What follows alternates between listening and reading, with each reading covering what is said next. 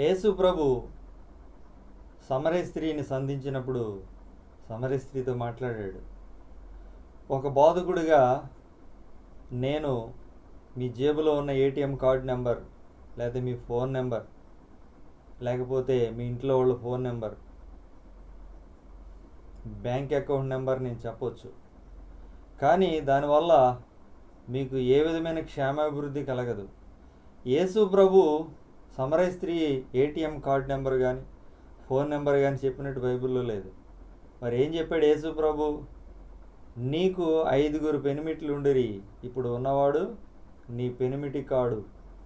యేసు ప్రభు కూడా అంకి చెప్పాడు ఇక్కడ, నెంబర్ 5, నీకు 5 పెనిమిట్లు ఉన్నారు, అయితే ఇప్పుడు ఉన్నవాడు నీ పెనిమిటి కాడు.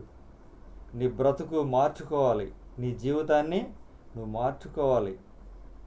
ఆత్మతోనూ సత్యముతోనూ ఆరాధించే కాలం వస్తుంది.